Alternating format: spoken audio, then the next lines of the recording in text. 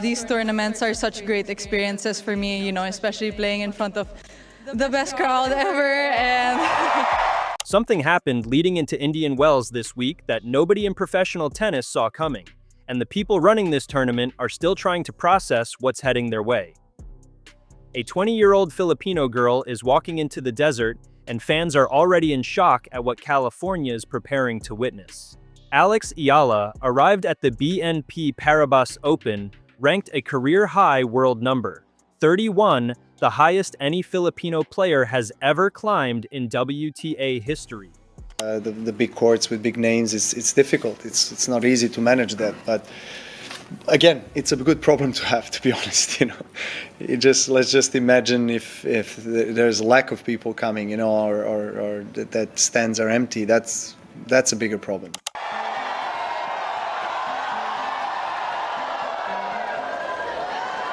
I do my best. I do what I can, and just if I see an opening, I think it's important that I go for it. That ranking bought her a first-round bye, a seat among the world's elite seeds, and something far more explosive: the full force of the Filipino diaspora from Los Angeles, San Diego, and the Bay Area mobilizing for her Indian Wells debut like this tournament has genuinely never seen before.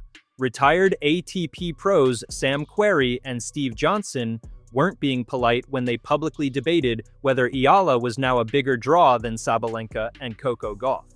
Johnson's answer was a flat yes. John Isner backed it up, admitting, "The tennis world had wildly underestimated just how massive this market was, and now that market is showing up, in person, in California. If you've never subscribed to this channel, today is the day to do it, because what's about to unfold out there is something you need to watch closely." Filipina tennis ace Alex Eala has officially broken into the WTA top 40. Alex Eala is set to compete in the singles and doubles events. With energy like that, you don't get tired, so it was good. And Alex, so good to have you out here for the first time. How special was that? Having too much crowd on this or any other tennis tournament is a very good problem to have. So exactly how is California welcoming Alex Eala like never before? And why are fans genuinely in shock? Let's put the full picture together, because what's happening in California right now didn't start in California. The Filipino diaspora has been chasing Alex Eala across time zones since January. In Melbourne, the Australian Open placed her on court 6 for her main draw debut. What unfolded caught the entire organization off guard. Fans queued in numbers, stretching back toward Rod Laver Arena. Thousands couldn't get inside. Those locked out didn't leave. They crowded the outdoor screens and watched on big boards just to be present in the same building. The umpire spent that match repeatedly calling for quiet as the crowd attempted to literally will her through every point, with Philippine flags filling every visible section of the stands. The Australian Open had no protocol for that. They hadn't needed one before. Dubai followed in February. Standing room only, the same flags, the same noise. And this time, Eala delivered something even bigger on the court to match it. In a major way, not just for herself, but for her country and for the next generation watching.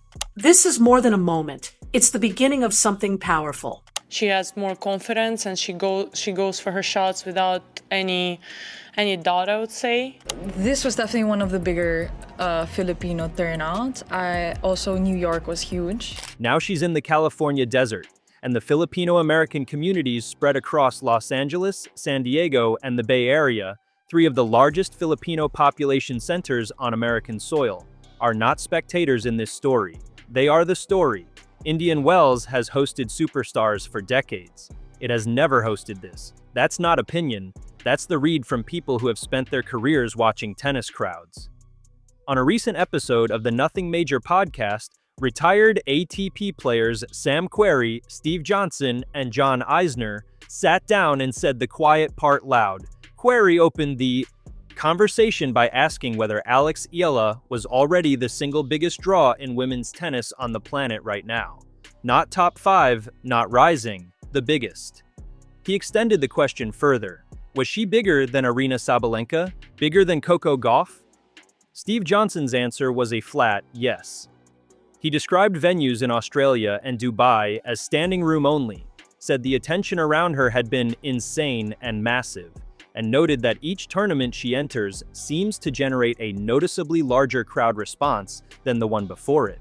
Query added that people are pouring on, meaning the wave keeps growing rather than stabilizing.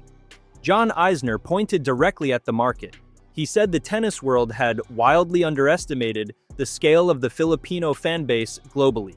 His argument was straightforward: they finally have a star on the women's side. And when a diaspora that large finally gets a player who genuinely belongs at the top table, the response isn't polite, it's volcanic.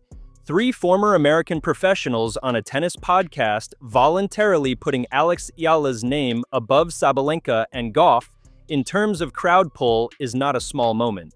Those are 2 of the biggest names in the sport. I saw the other day with Alex Eala, that's been a talk, and which is understandable. There's some players coming from respective countries, like she's coming from Philippines. Just wanted to come on here and thank every single one of you for your support, taking the time and effort out of your day.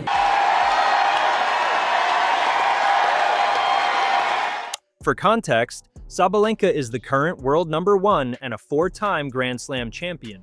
Gauff won the 2023 US Open and is one of the most marketed athletes on the WTA Tour. The fact that serious people in the sport are having this conversation at all tells you something significant is happening. None of this came quickly, and understanding the climb matters if you want to understand why California is reacting this way. 12 months ago, Eala was ranked number 140 in the world. She entered the 2025 Miami Open as a wild card, meaning she had no ranking status to earn direct entry and needed the tournament's invitation just to compete. What followed over the next 2 weeks was one of the most extraordinary runs in recent WTA history. She took down Jelena Ostapenko, the 2017 French Open champion, in the opening round. Then came Madison Keys, the reigning Australian Open champion at the time, in the round of 32, defeated 6-4, 6-2. Then she walked onto the court against Iga Swiatek, at that point the world's second-ranked player with 4 French Open titles to her name, and won 6-2, 7-5. It's tough because it also depends what court you're on, that you feel the noise and things. Super happy. Totally understand the emotion right now. The first Filipino player since WTA rankings began in 1975 to defeat a top 2 opponent, as a wild card, ranked 141st in the world. She eventually lost to Jessica Pegula in the semifinals, but the damage to the tennis world's assumptions about her ceiling was already done. That run catapulted her from number 140 to number 75 in a single week.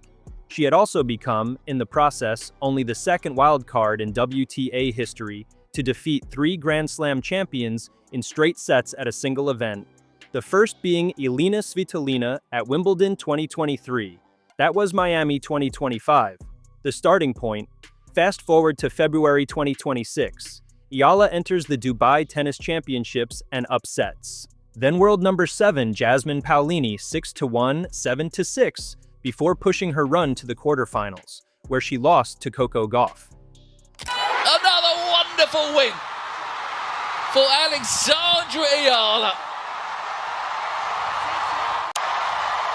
Thank you, Jasmine, she says. Paolini gracious as ever in defeat. The former champion is out. Alexandra Eala.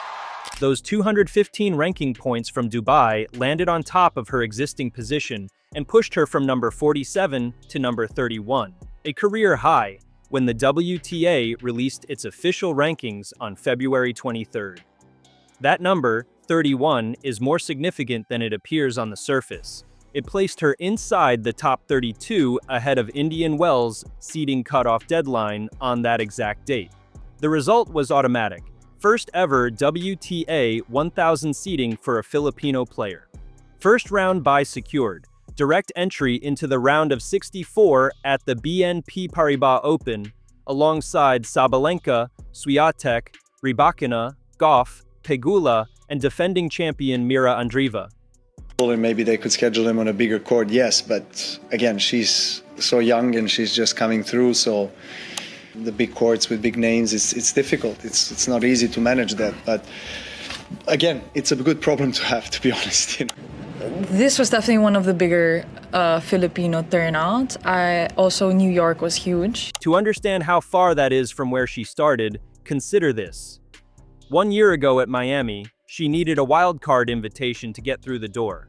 This March at Indian Wells, she walks in as a seeded player and skips the opening round entirely while 64. Other players battle just to reach her level. That is the trajectory. And California's reaction to it has been building for weeks before a single ball was struck. Before flying to California, Eala made a stop in Oregon, Nike World Headquarters. And what she found there was her own image displayed in the Nike tunnel. The hallway where portraits of the brand's elite athletic partners are featured as part of the facility's identity. Her career highlights, her moments, displayed at the headquarters of one of the most powerful sports brands on the planet. This is not a minor detail. Nike's association with Eala predates this. She has been with the brand since 2019, but the visibility of having your image in that tunnel, particularly heading into the biggest North American swing of your career, is a statement about where the brand believes she is heading. Corporate sports investment doesn't place athletes in that kind of positioning unless the commercial projection is significant. Nike's read on Eala's trajectory and the market around her aligns directly with what Query, Johnson, and Eisner said on that podcast. The Filipino diaspora's reaction to the tunnel visit was immediate and loud on social media. For a community that has watched Eala climb for years, seeing her image displayed at Nike's global headquarters days before her Indian Wells debut felt like an arrival, a signal that the rest of the world was catching up to what they had already known.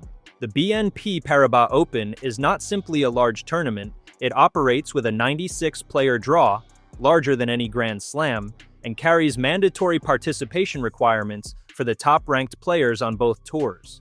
That combination of size, prestige, and star power density is exactly why the tennis world refers to it as the fifth Grand Slam. Thank you, Jasmine, she says. Paolini gracious as ever in defeat. The former champion is out. Alexandra Eala. What are you going to do next? That is some win. For Eala, Indian Wells is the opening act of what the tour calls the Sunshine Double, back-to-back WTA 1000 events in Indian Wells and Miami. It was at last year's Miami that her name first broke through globally. Returning to the same stretch of the calendar, now seeded, now ranked in the top 31, now with documented crowd pull in Melbourne, Abu Dhabi, and Dubai already on the record, the weight of this moment is not lost on anyone watching closely. A deep run here doesn't just mean ranking points. A deep run at Indian Wells. For a 20-year-old Filipino girl playing in front of one of the largest Filipino-American population concentrations in the United States with the eyes of an entire nation watching from across the Pacific would mean something considerably larger than a scoreline. Fans in shock is not an exaggeration for the reaction this arrival has generated. California has welcomed Alex Eala like never before, not because of sentiment, but because of everything she has earned to get here. The crowd support is real, the historical stakes are real, the seeding is real, and the tennis world's acknowledgement that she may already be the sport's biggest individual draw is increasingly difficult to argue against. What happens on court at Indian Wells will write the next chapter, but the welcome California has already extended, that chapter is already written. If this breakdown gave you something the mainstream tennis coverage didn't, drop a like and hit subscribe. We cover the angles most channels won't touch, and we do it with the receipts to back it up. Turn on notifications so you don't miss the match updates as Eala's Indian Wells campaign unfolds. Because if the pattern from Melbourne and Dubai holds, you're going to want to be watching in real time.